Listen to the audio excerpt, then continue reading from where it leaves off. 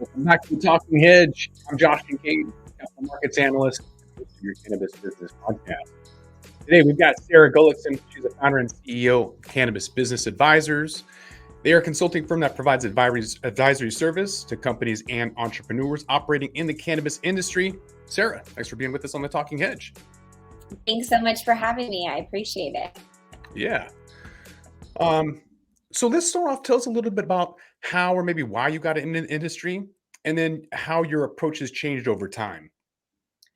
Yeah, so I've been in the industry a while. I got involved before the industry was really even an industry. So I think I'm at like 14 years now. And just to be like in the simplest form, I had an advertising agency for spa salons and health facilities, and a company asked if I could help them market cannabis. And at the time we called it pot, right? So growing up in a naturopathic household, I didn't think it was, the devil's lettuce or whatever people were calling it at the time. So I started in the industry, and it was fast paced, and I was learning a lot. And as a young, woman that wanted to potentially be an entrepreneur at some time, it had all of the, moving pieces that kept me interested. And so I'm still here, I guess. Mm-hmm. A lot has changed, though. I would imagine that over Yeah. time, it's been a little bit different. Is there anything like right now that you would advise from like a dispensary standpoint? Has anything changed over time? Would you advise that they go vertically integrated, whereas before you maybe said just specialize in retail? Or what's your advice now, and how's that changed over time as it pertains to dispensaries? Like for the application piece of the business, which is what our company specializes in, the applications in the last 14 years are really the same. They have the same ingredients, the same components. You need a good team, you need good real estate, you need financing, you need community support. So on the application side of things have remained pretty steady. I think the amount of capital to get into the industry is significantly more. And then on the operations side of things, I think the old mentality is if you build it, they will come. And now we know businesses are going out of business. Some of the states don't have have unlimited licenses, so they're not, capped. And so at that point, I really encourage clients to figure out what their niche is. What are they doing special? What are they offering that's special?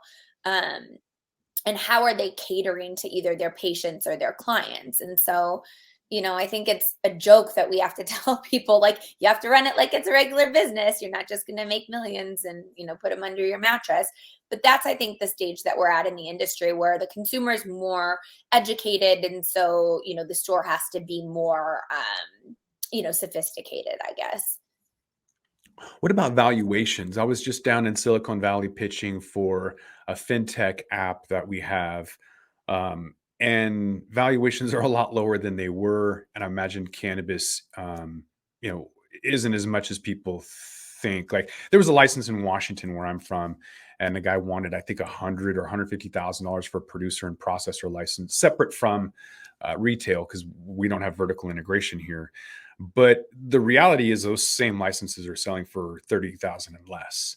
So what have you seen in terms of capital raises, valuations? Are they holding still? Are they plummeting? Are they increasing in new emerging markets? What are you seeing?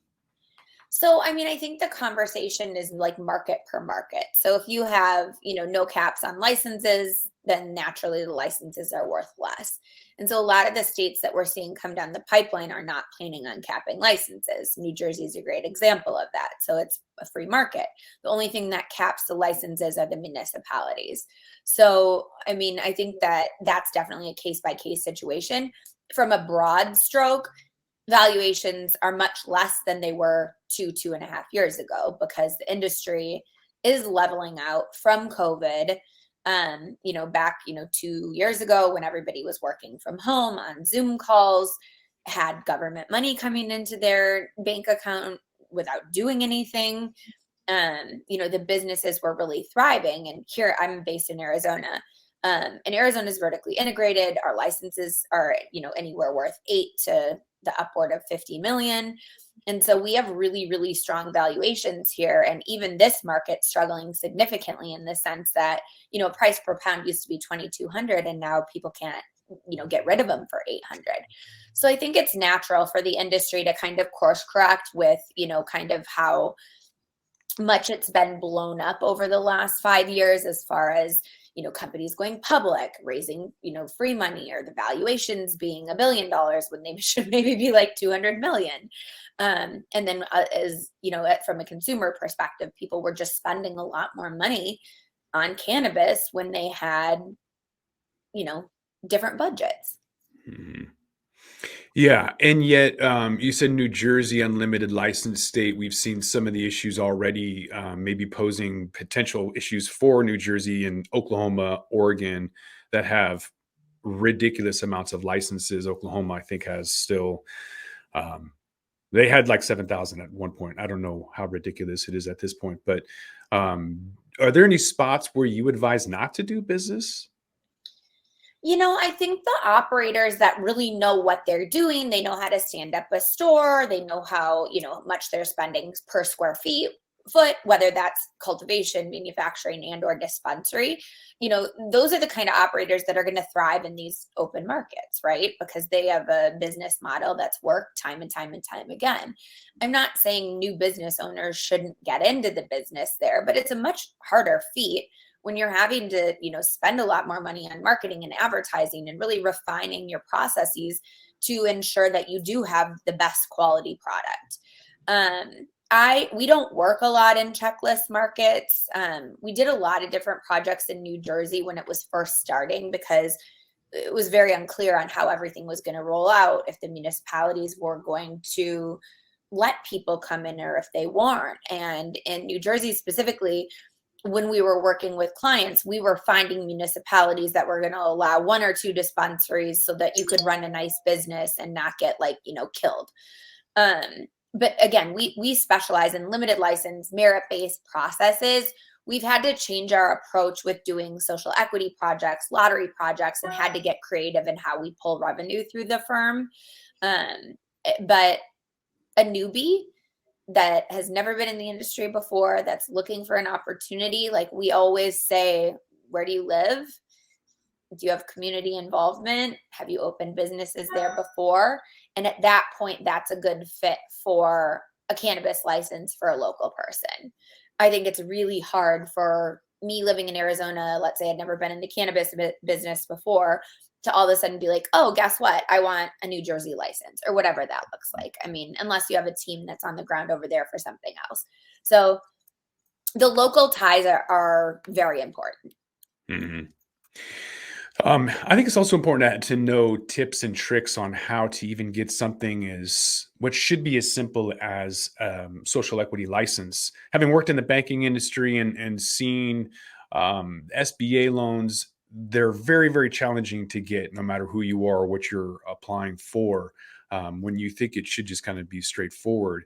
And so I'm curious what you've seen on the social equity license side and any kind of pro tips you've got to get that approved. This social equity conversation, just really opens up a can of worms. We did social equity here in Arizona. We did social equity in Illinois. We did social equity. We've done social equity, I think, in like 5 states. I actually just won a social equity license in New York with my local partner. That's the social equity candidate. And I had very high hopes for New York. I'm like, you know what? This makes sense. When we were like looking for candidates to potentially partner with, we were calling them unicorns because the parameters in which these people had to have were hard to find, right? It was somebody that was wronged by cannabis criminalization or somebody that had offenses, but that person also had to have business acumen and they had to have a business that, had been up and running and profitable for 2 years. So we ended up finding a woman there, and she has a salon. Her family members have, sneaker shops, and they're like, local businesses in that area. And so we were very excited knowing that there was a potential fund for the social equity candidates, which we hadn't seen in the past. and that they were potentially going to bring real estate to the table, which, I mean, that, I guess I should have known it was too good to be true, right? And then, fast forward, licenses started being awarded in November. They're still being awarded now. And, there was crickets when it came to the fund. Where's the fund? Where's the fund? Where's the fund? It was nowhere. So the fund just got activated a couple weeks ago, and they were saying that the fund was going to be like 1% for financing. And guess what? It's 12, 13% now. And your build out is $450 a foot, which is like double what you would normally pay. So Mhm.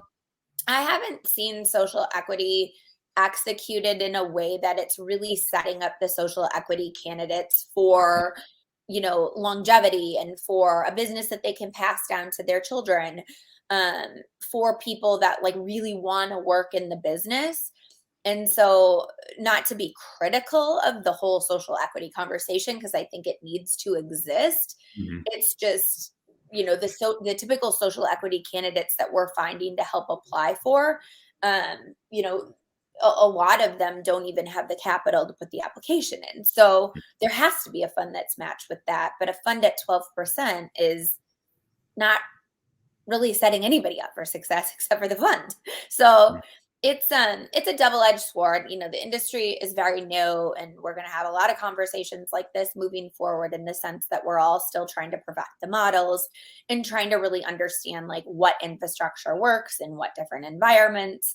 So I'm not like trying to be overcritical. It's just they haven't been executed very great so Mhm. far.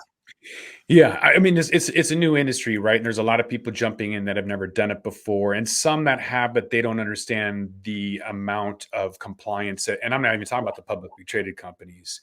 With the just normal companies, what are you telling them in order to stay in compliance? There's a lot of issues out there. What are some of the more common issues you're seeing? Yeah, so for the larger facilities, we recommend having at least a part-time compliance officer on staff, just to make sure that things are done properly. Um, from like a smaller facility standpoint, we'll work hand in hand with any of those facilities to help them draft their standard operating procedures to ensure that they're compliant with the code, and to give their staff the proper documentation so that they know what they're doing. We've opened a lot of facilities across the United States, and the training and the standard operating procedures are the number one thing that can help you guys keep compliant, as long as it's paired with some sort of management or compliance officer or somebody within the facility that knows what they're doing. So, these small businesses, we always make sure that the owners, if there's an owner group and it's 10 people, or if there's an ownership group and it's 2 people, at least one of those people need to know the regs back and forth. And I always Mhm. just say, like, in a funny, casual way, like, your number one job is to keep out of jail. Like, you're Yeah. not slanging drugs. You're selling cannabis in a with a license in a compliant environment. So, Mhm. I think that the barrier to entry is so high that we don't have a ton of trouble with that.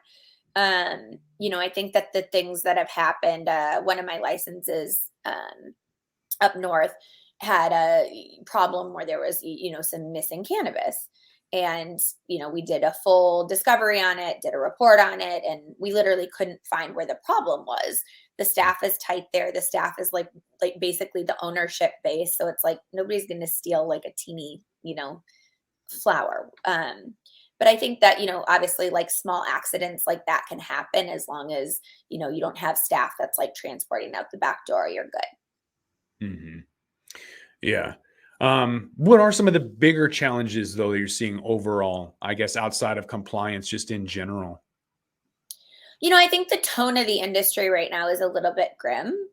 I think that we were all living in la la land, where, you hear the projections, and they're, these crazy projections. And so I think everybody had painted this really unrealistic picture of what the industry is. And now there's a lot of people that are in the industry that are trying to achieve these numbers, and it's just not there. Um, and that's making people kind of pull back from investing in the public markets, or even investing in, private companies. So, I think that people like I think people just went too big instead of launching a business in a conservative manner where it's like, hey, you're probably not going to be profitable for 2.5, 3 years. I mean, that's normal, right? And people were putting these projections in that, year one, cash flow positive, all the loans are paid off, like, we're running to the bank. So I think it's a matter of, just the industry really correcting itself. And that seems to be the trend. And I obviously work, nationally.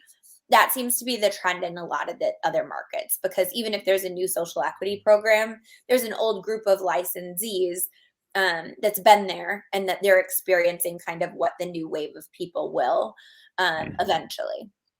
And then I think that this conversation that I'm not very educated on, um, with the hemp bill and with people being able to open like dispensaries and selling Delta 8 and Delta 9 Mhm. is could really, really, really hinder the license. It could hinder the license values. And I know a lot of people here in Arizona have got involved with really understanding like what that potentially could look like.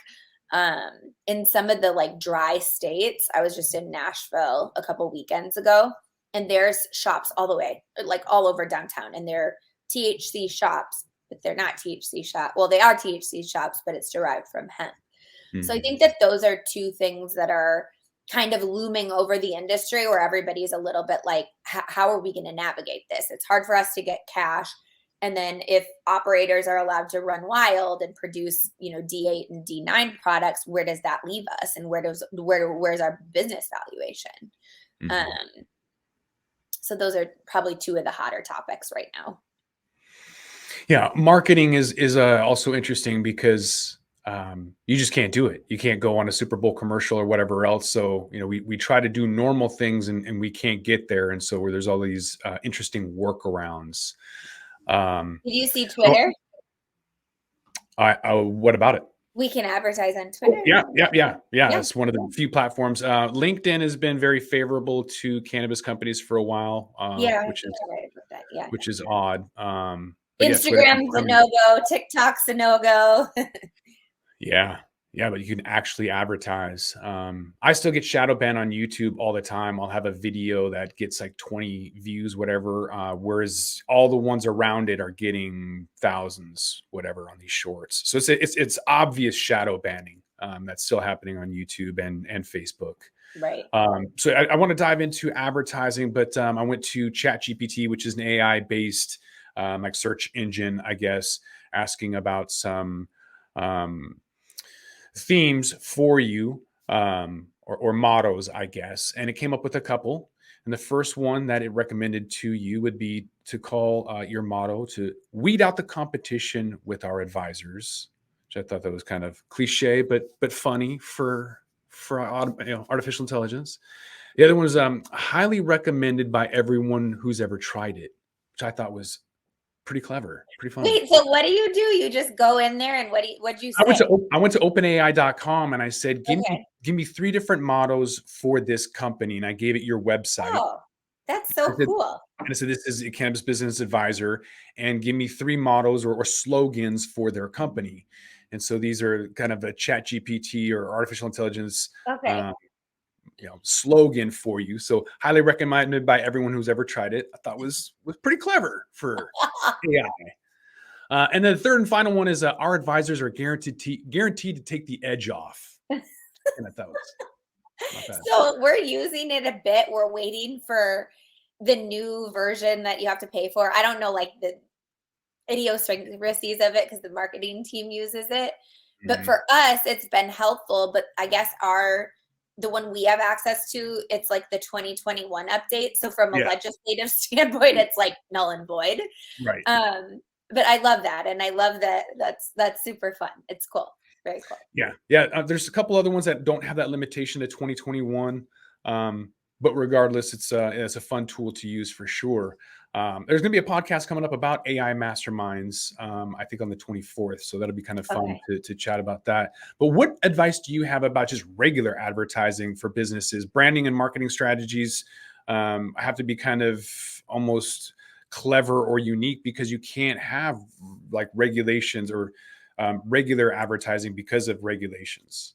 Yeah. So we do a ton of marketing and branding just for our clients because it's so hard to hire an advertising agency that truly understands packaging, advertising restrictions. So when we start with our clients, the first thing we start with is the regs.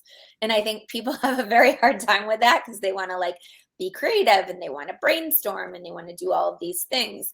Um, but some of the states like Pennsylvania, you literally have to approve every single marketing piece that goes out anywhere to the department. So if you start with the regs, you can kind of trickle down and understand the framework in which can provide marketing or advertising to your potential patients or customers. But when we do marketing plans for clients, we really take it back to basics. Like, what are the community events that are happening in your area? What are the local businesses that you're neighboring that you guys could do just even like direct marketing pieces to? Or like, how do you get a hold of their email list versus share email lists back and forth? Um, some of the businesses, it's appropriate to go to like industry trade shows. I'm a big fan of just like press releases and PR. Podcasts have been obviously amazing. Since the pandemic, it allows you to literally take 30 minutes outside of your day and have a conversation with somebody like you and I can get in touch with your audience. Mhm. Um, but on a store level, we're really seeing a lot of like grassroots efforts. I think it is important to build your social media presence. I think your newsletter is even more important than your social media presence, just because that you can get shadow banned or your whole page can get taken down. And then, if you've spent money and time on content creation, it's gone. Um, and so we really try and do like a lot of in-store pieces that, push people to the website, push people to the newsletter, because as long as you have their emails, you can market to them and you can continue marketing to them. And that goes for like, local community events. Come have a little goodie that you give away, have people enter their email addresses. And I do think it's really important to have like a face of your business. Like, who is the person that's at the local pizza place or at, the local yoga studio or any of the neighboring businesses around you that's your spokesperson. And that somebody's like comfortable with, that people want to get to know, and that outgoing person that's almost doing like business development for you, but just really being like your mouthpiece. I think blogging's important. Education is huge in the industry, and I think your website presence is important, not necessarily from like an SEO standpoint, but like once people like know who you are, you can really leverage your website on, tips on what cannabis to use for certain things. And then that content will get shared from patients or from consumers to friends, to families, and to people, as long as you're becoming that trusted source that's educating people.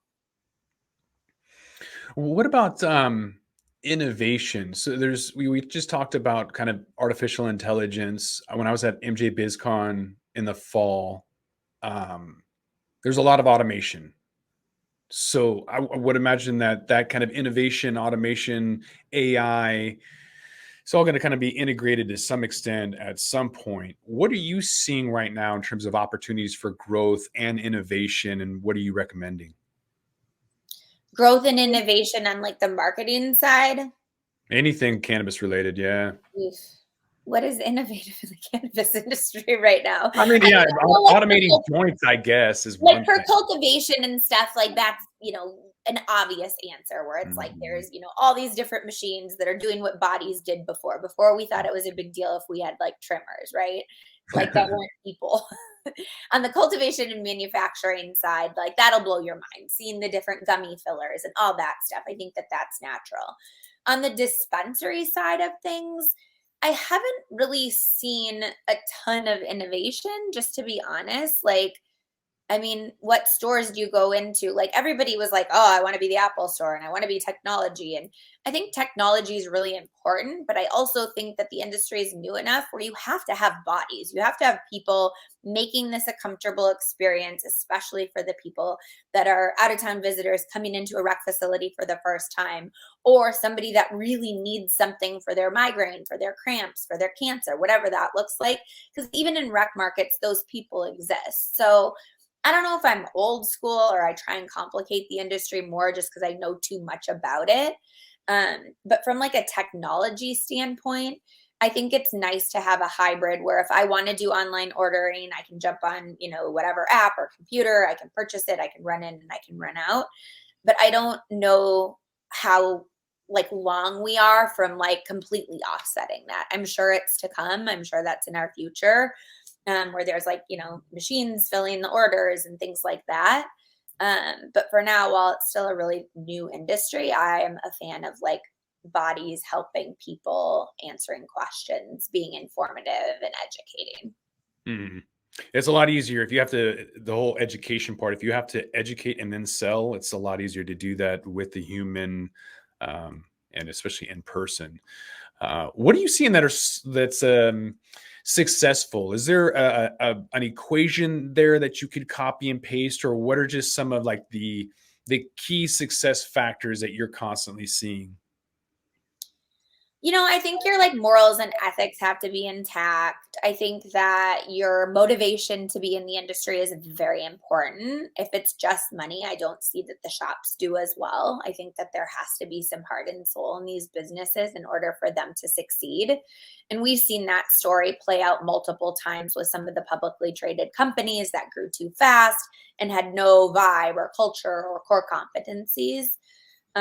Any of our stores, we like to have our core competencies where we're focusing on the customer, we're focusing on the community, we're focusing on our standard operating procedures, we're focusing on like a systematic approach in the sense of if you come in and ask me what you need for your lifestyle and for what your goals are with cannabis, like I want my staff saying the same things, and so we have training tools on that, that basically here's your patient's journey or your patient's path, and you take them down that path that includes their lifestyle, what they're like looking for cannabis for, and whether they want something that's more uplifting or something that's more like bedtime. And so I think consistency is super important, but I don't think it's like five things that make the store magical. I think that it's a lot of different things, but I think that that starts with the two things that you have to have is the team and the location. So, really playing into like what your location is. Early in my career, I liked high end stores and I built a lot of high end stores. And then I was contracted to work in the Tucson environment, which, if you haven't been to Tucson, it's like very hippy dippy. It's a college town. And we were talking about doing some remodels, and the guys are like, no, you can't pull this off in Tucson. And so that was a really interesting learning curve for me in the sense that after that, it was great to hear no from them. It was great to hear feedback that my plan wasn't the best, because moving forward, I always make sure I truly understand the environment that we're putting the store in, and so that we can be a local community business that looks and feels like the community surrounding it does. Yeah. Yeah, know your audience, I guess. When I worked at Bank of America, they were trying to implement some stuff, and I'm like, maybe that works in the Carolinas. That is not going to work in Seattle. Like, we they wanted us to go and like talk to people, and in Seattle, we have this thing called the Seattle freeze. It's like, get off my lawn. I don't know you. Like get away from me. And if you're gonna run up to somebody, be like, hey, how can I help you? Can I whatever? And like, You're like, who what are is you? wrong with you? Who the hell are you? Yeah. So I was labeled as a resistor, which I took pride in. It's Because I not didn't Minnesota nice over there, right? I mean, yeah, we'll wave at you from afar, but it's like, again, like, just stay off my lawn kind of thing. Yeah, So, for sure. all right, last question. We kind of talked about how a lot of the industry has this misguided understanding about the short-term turnover, or legalization is going to happen and you have to be in this for the long haul, and a lot of people have not prepared for that. So what advice do you have for entrepreneurs ready to get into the game, and how they can best position themselves for long-term success? Yeah, I mean, I think it's like knowing your craft, knowing your market, figuring out what your expansion plans are if you have any. But like federal legalization, if done right, isn't going to change everything significantly in the sense that I can't see a model where they're like, oh, here's the new regulations and you just have to abide by those, because we still have state legislation in place that will exist that people are going to have to, you know, abide by. And it goes off of the community topic that we just talked about. People ask me the question all the time, what's the best program? There is not a best program. There's not a best program. The best program is crafted specifically for the environment in which it exists. And those are the programs that we see flourish, where it wasn't a copy and paste from Colorado. It wasn't a copy and paste from whatever their neighboring states are. And so for me, I mean, yes, watch the different bills that are passing. And, you know, if we got something, you know, that would actually get passed from, you know, a 280E standpoint or a banking standpoint, that could change the industry in a way that it would make it easier for us to do business, but it wouldn't upset our like normal flow of business. It would just make it easier. So for me, I'm always just like, okay, like keep your eye on the prize and keep up to date on what's happening federally, but know your state landscape, know what changes are happening, know what emergency rules have been released, and just stay compliant in your environment. Mm-hmm. All right, we talked a lot, but I'm sure there's going to be a lot of other questions that people have. If they want to get a hold of you, where can they do that at? The cannabisbusinessadvisors.com.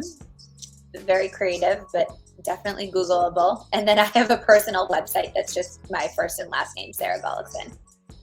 And then we will put Sarah's information for LinkedIn in the comments, because YouTube hates everything else. But with that, we're going to have to roll this one up. So I want to thank my guest, Sara Gullickson, founder and CEO of Cannabis Business Advisors. Sara, thanks again for being on the Talking Hedge. Thanks so much for having me. I appreciate it. Yeah, obviously I appreciate it as well. I'm Josh Kincaid. This is the Talking Hedge. Don't forget to like, share, and subscribe, or don't, and I'm out. Don't forget to smash that like button on your way out and check out these other videos that we've got.